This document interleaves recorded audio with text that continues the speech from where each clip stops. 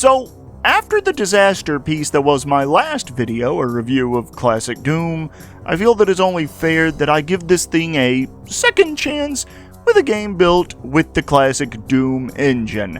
That game being Heretic. Basically Doom, but with a fantasy/Dungeons & Dragons coat of paint. Like, literally, everything in Heretic is pretty much just Doom and a fantasy coat of paint. From the demons you'll face, to the weapons you use, to how you progress from level to level. Everything feels analogous to everything you saw in Doom. Now, that isn't to say that you won't find new things in Heretic. Believe it or not, Heretic made several additions to the Doom engine. For starters, you now have an inventory system where you can store items that can be saved and used at a later time, although not every item you collect will carry over to new levels, such as the Wings of Wrath, which would make later levels too easy and break them. Oh, hey, you remember how in Doom how you had to collect the same blue, yellow, and red keycards to progress through the levels or otherwise get access to secrets? Well, in Heretic, you instead collect yellow, blue, and green keys. Holy crap! Who says that FPS games in the past 20 years didn't innovate? Alright, so that's the stuff, at least some of it, that Heretic does that's similar to Doom, but there are some other additions that I feel that I should mention, most of which applies to the environment. First of all, there is now wind in certain parts of levels that pushes you, and even your fired projectiles around, so you need to be careful. And there's one point in one level where you basically have to tightrope walk while the wind is pushing you around. Not that hard as I recall, but it's still something that I thought was kinda neat. One thing that I didn't find neat about Heretic though is the inclusion of ice physics. Yeah, if you know me, then you'll know that one thing in video games that I can do without is ice physics. I don't like them in any game that I've ever played, and I never will. I didn't like them in the Super Mario Brothers games, I didn't like them in the Legend of Zelda games, I didn't like them in the Pokemon games, and I don't like them here either. But they are better here than in those aforementioned games. And the second episode of Heretic is the only place that I recall seeing any sort of ice physics. And one level in particular has a lot of it, and it's called the Ice Grotto. And the later parts of that level are actually really cool, no pun intended. Oh yeah, that reminds me. One thing I like more about Heretic over Doom is the level architecture, at least when it comes to the city levels. You have buildings that actually look and feel like houses, hotels, shops, and the like. One level is based around the concept of a cathedral, and that one is literally called the Cathedral. And that level, along with a couple of other levels, does something that I actually prefer in these classic Doom games, and that is that the level loops on itself. Whether it be looping around your starting position to get a key needed to open a door to progress, or going through a teleporter after getting a key and going back to the start close to a door that needs that shiny new key you just got, or a button that you just pressed. Those levels are great. But, just as with any other game, not all of the levels are good, obviously. A lot of them, while having good-looking architecture, I still wound up getting lost in. Some of the levels are, to me at least, the antithesis to good level design for these classic Doom or id Tech 1 engine games. The River of Fire, the second level of Episode 2, Hell's Maw, is very symmetrical, and it took me a while to find the yellow key that you have to get to progress through that level.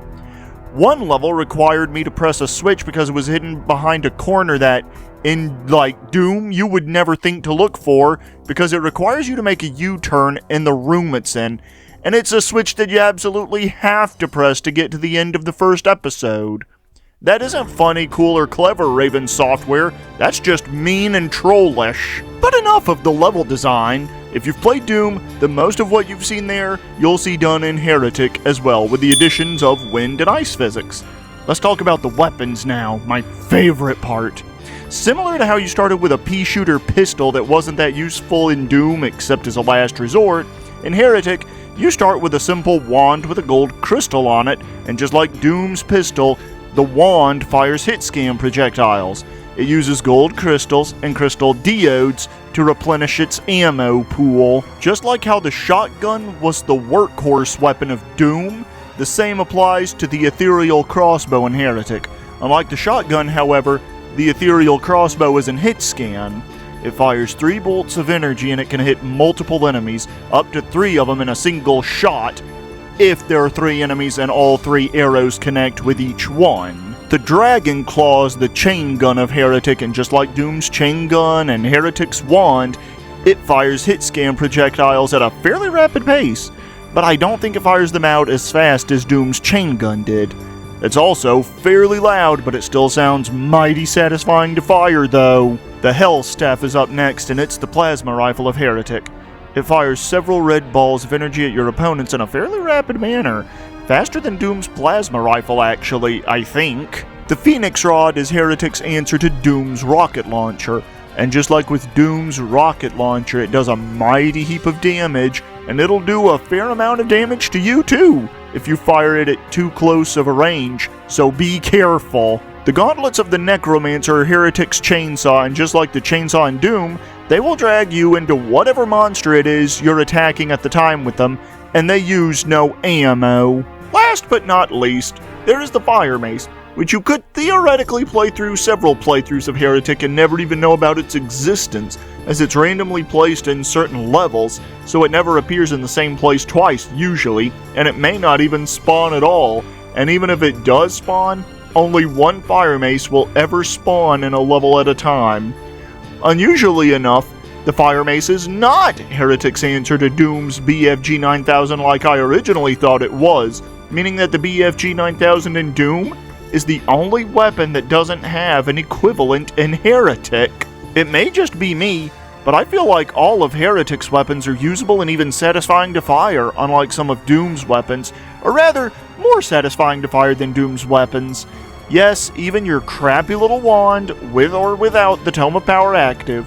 Another thing that I like about Heretic's weapons is that they all have their own ammo pool, unlike the weapons in Doom, although that's probably why the monsters feel a lot more beefy than the monsters in Doom too. So that's all the weapons you'll use in Heretic, but what about the enemies you'll be using them on?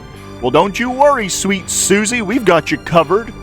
The first enemy you're going to encounter is the Gargoyle, and if I had to compare them to a monster from Doom, it would have to be a mix between the Imp and the Lost Soul.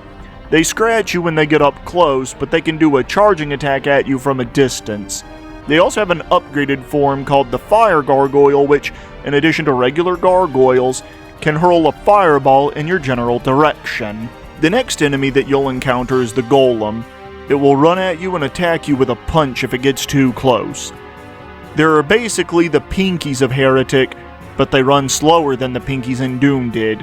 They have a ghost variation as well as a counterpart in the form of the Nitro Golem, which can hurl guided fire spirits in your direction, and those also have ghost variants. You have undead warriors who will hurl axes at you, sometimes being red in color instead of green, and they too have a ghost variant.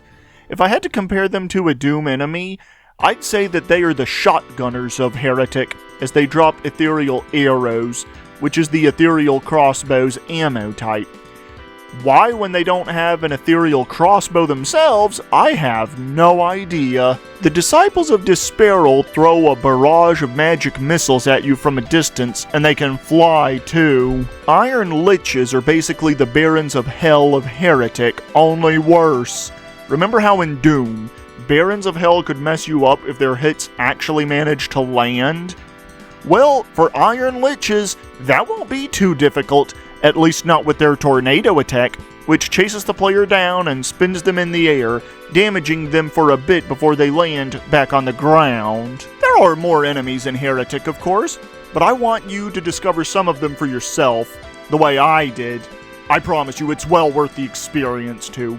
Anyways, let's move on to the subject of mods, because I feel like this is one of the few areas where I actually feel a little let down by Heretic. See, Heretic is moddable, right? Well, I got online and I looked and I couldn't find very many mods. Some of the mods that I played for Doom can also work in Heretic, or rather, one mod can, and that's Guncaster. You can still make maps for Heretic, though, so that's something, but come on, man. Heretic is dying for some of that love that Doom is getting. It has the modability for it, so let's make it happen, everyone. Overall, I really like Heretic, and believe it or not, I think I actually like Heretic more than Doom now.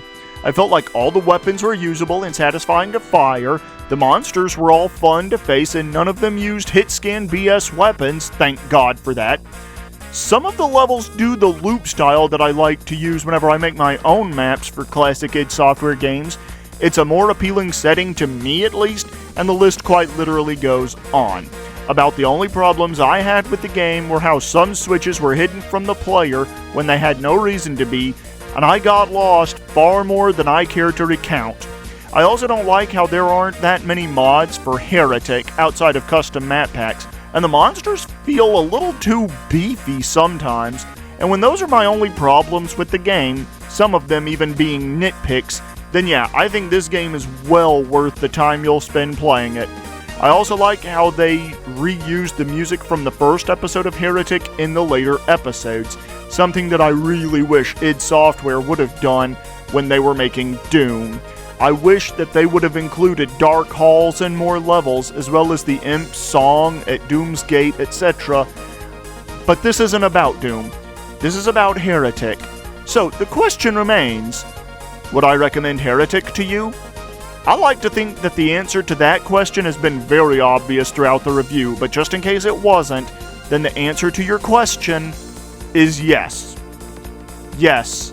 Yes. Yes. A million times yes. It was a joy to play through blind for the first time, except where I needed help.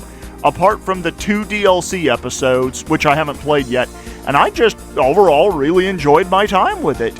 And if you would like to experience the game for yourself, well, you can right now. You can purchase Heretic from Steam and GOG.com for just $5, and at that price, it's a steal. Go buy it, download it, play it. You won't regret it. Anyways, this has been Pergasus, signing out.